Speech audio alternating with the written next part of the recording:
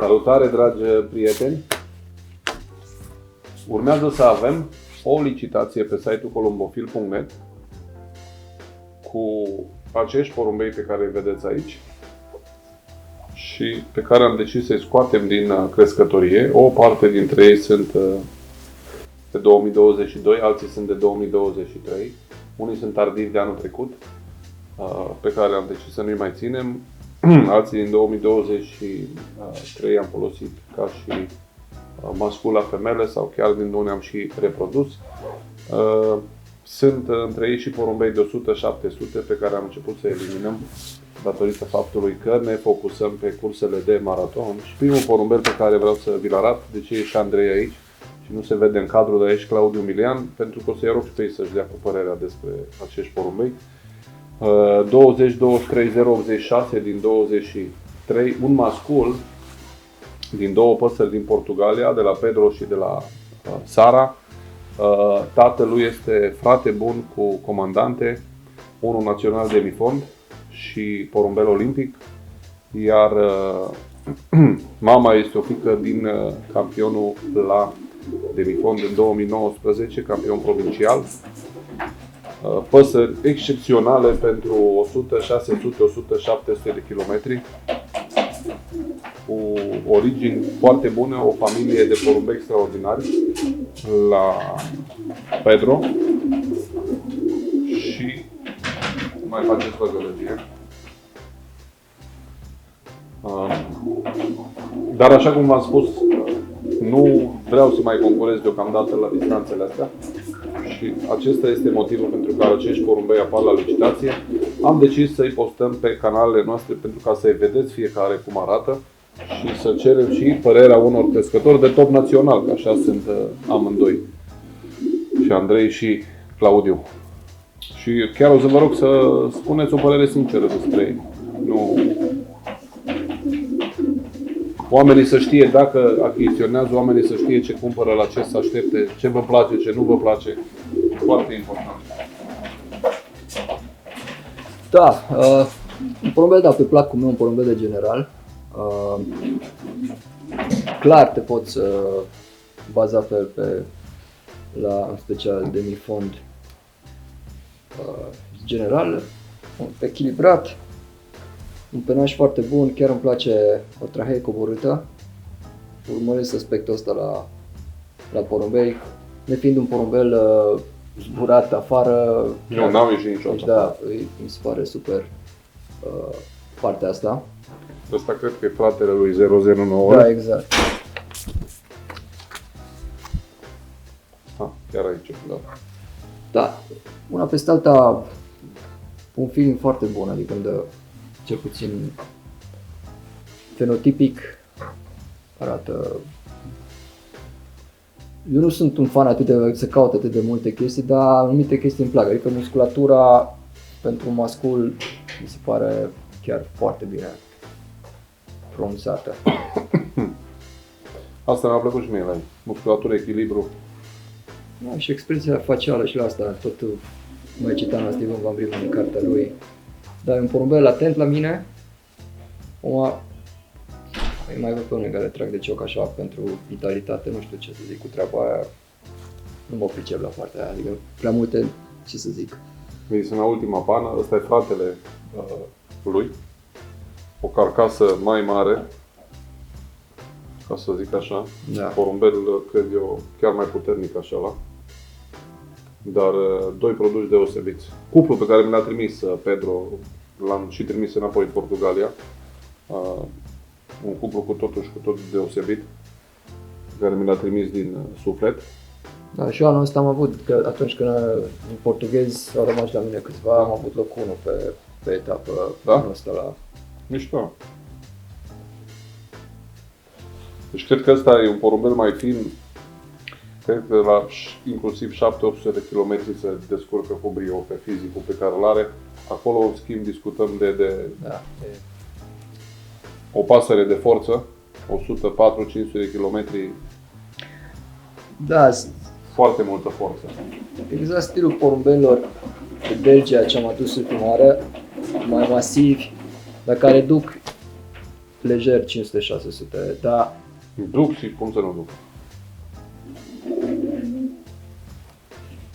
la fel o trahee coborâtă.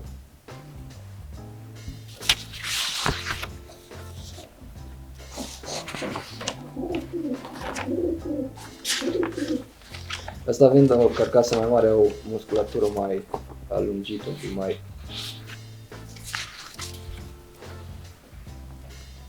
Foarte fain echilibrați.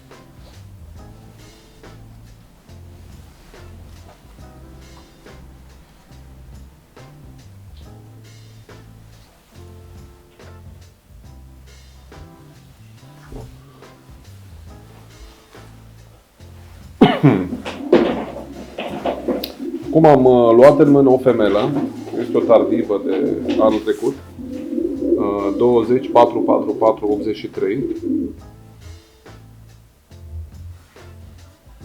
Vorbim deja de un alt tip de porumbel aici.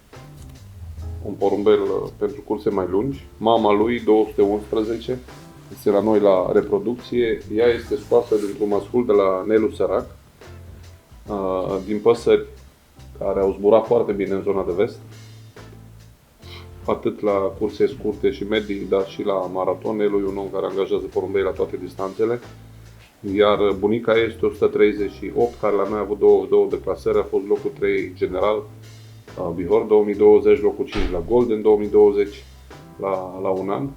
Iar tatăl, un alt porumbel produs la noi, 060, care e scos dintr-un mascul de la Istudor Cătălin, un super reproducător. Uite că scrie în pedigreu, tata locul 1 la 1600, la 100 de km, la 300 km, locul 8 la 100 de km. Păsări foarte bune. De mascul de la Istudor tu ai avut în două fonduri, 2 puncte. Da, un loc 1 din 1000 și ceva de porumbei și un loc 10 din 4000 plus. A scos 35 de puncte în urmă de fond tineretul, locul 1. Dar din două avea super bun. Da, da. Dar chiar mă uitam mai înainte cu Milean că ziceam, uite, de Istudor. Iar masculul de la Istudor e făcut cu 805, o nepoată din Golden Glory. 805 este tatăl la Ghertei de la noi în pescătorie, o prezint de foarte multe ori. Deci un mix aici de porumbei diferiți și uite așa arată femeluța, e o femelă mai mică.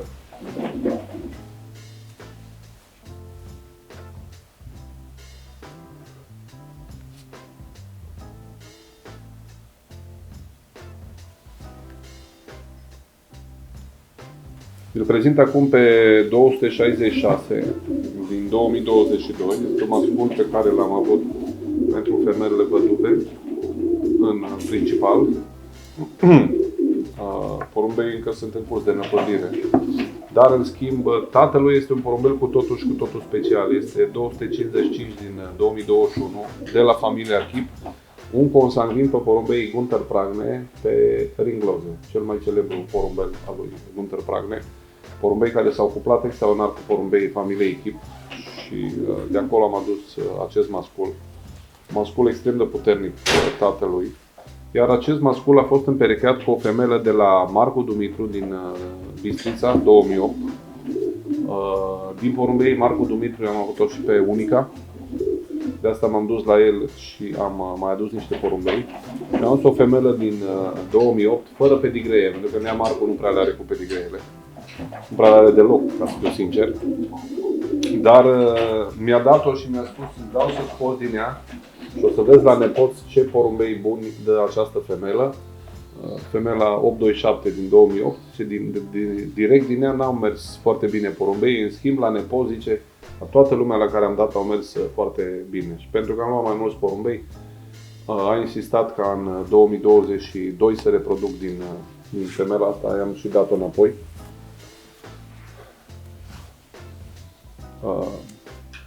Foarte mult tipic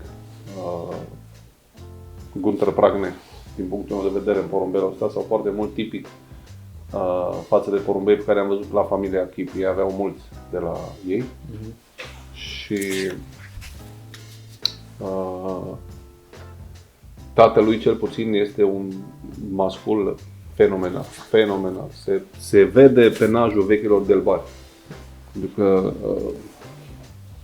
Porumbei Pragne au Kopman și au puțin în spate Vechi del Bar. Vechi del Bar, nu știu câți din cei care ne urmăresc știu sau au știut sau poate doar au auzit de porumbei del Bar. Erau niște porumbei albaștri cu un penaj extraordinar de bogat și de mătăsos, extraordinar de bogat și de mătăsos. Prin 2006-2007 l-am cunoscut pe Horvat János de la Tata Bania, care era un cultivator de porumbei del Bar, un mare crescător în Ungaria, nu știu dacă mai trăiește, dar cu del Bariurile au zburat foarte mulți în România. Nea Vasile Munteanu de la Sibiu era prieten bun cu el, dar acum parcă a fost așa un click, o întoarcere în timp. Am luat la momentul ăla, am luat niște del Bari de la Horvat János, foarte frumoși, excepțional porumbei. Și penajul acolo duce. Și cred că de acolo au penajul ăsta și porumbei Gunter Pragne.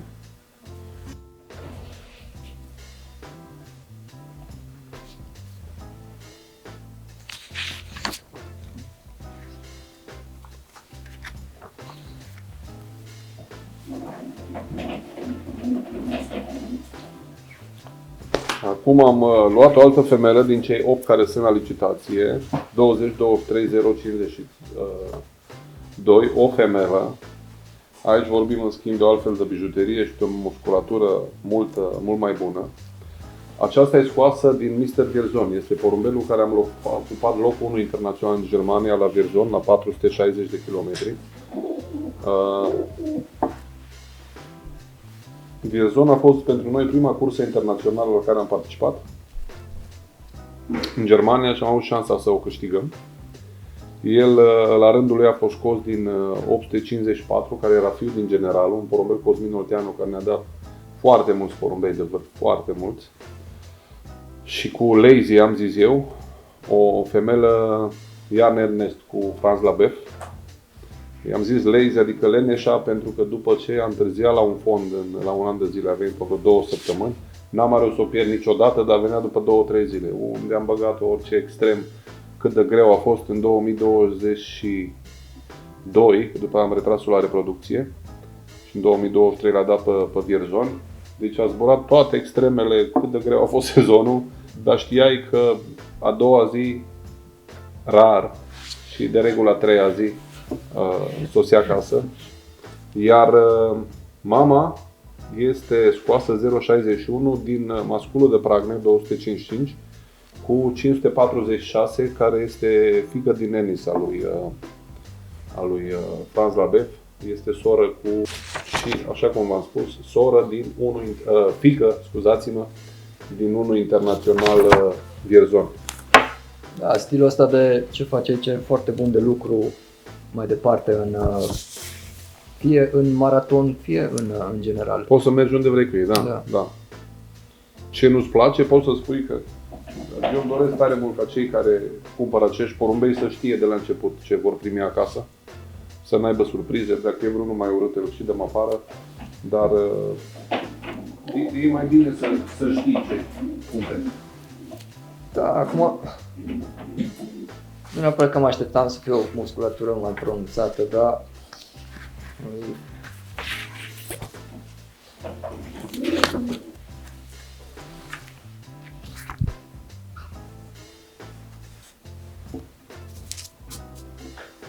îmi place porumbei să bine curați.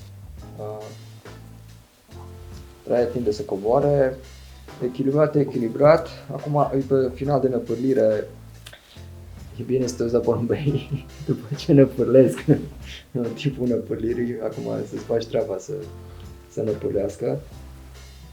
Da, aș fi vrut, mai multă musculatură dacă ar fi să zic la femeia asta.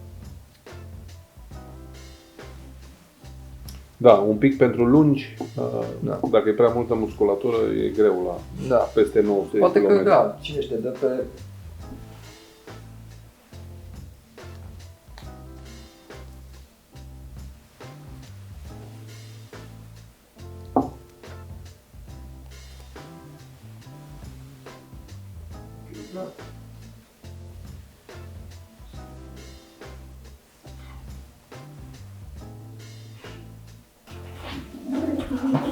Acesta este 521-249,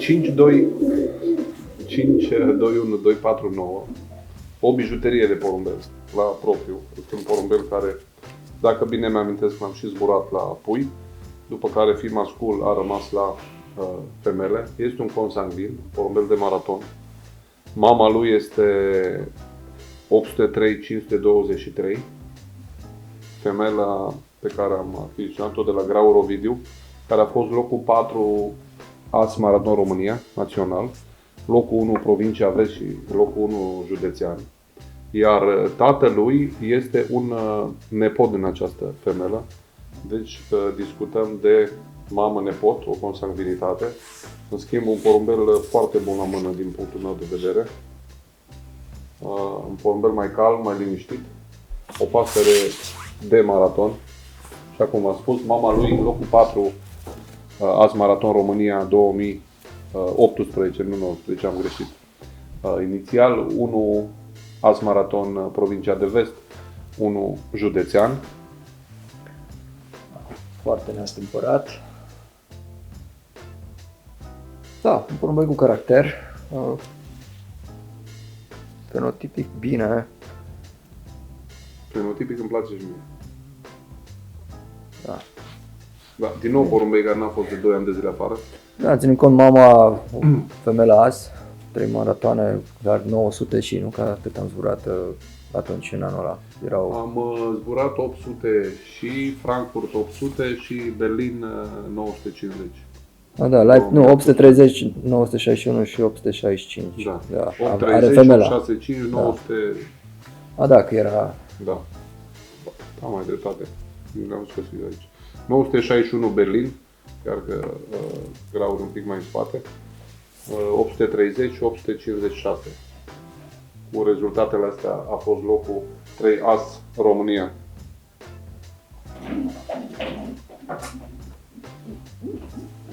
Foarte de asta, nu se stea.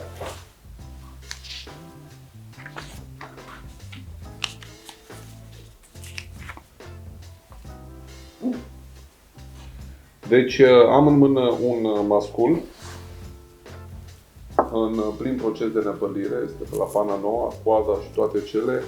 Aici discutăm de un porumbel pur de maraton, din 2 porumbei Ian Ernest, mama originală de la Ian Ernest, iar tatăl de la familia Chip, dar reprodus Ernest cu Ernest. Tatăl este un nepot în teletext, mama este o dublă nepoată din teletext, deci și puțină consanguinitate pe celebrii porumbei Arden din Steenbergen, de la Ian Ernest. Un porumbel fără cuvinte, dacă mă întrebați pe mine, pentru categoria maraton.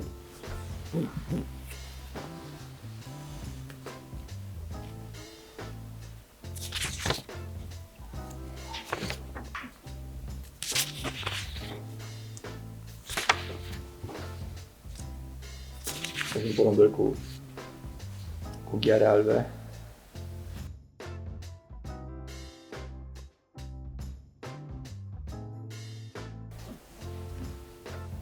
Dragilor, aceștia au fost porumbeii care vor apare pe licitația de la Fildan Vlad, columbofil.net. Am preferat să-i vedeți, să-și înțelegeți de ce îi dăm afară. Unii dintre ei n-au loc, porumbei cu sânge mai rapid sau porumbei de viteză de mifon-fond, ca să zic așa, i-am cam dat afară pe marea majoritate. Am mai păstrat femela de la Eben, masculul de la Istudor, care vor fi introduși în porumbei de maraton. O parte i-am trimis în Portugalia, cu cei 2 pe care mi-a dat Pedro, am mai trimis și câțiva porumbei la el. Și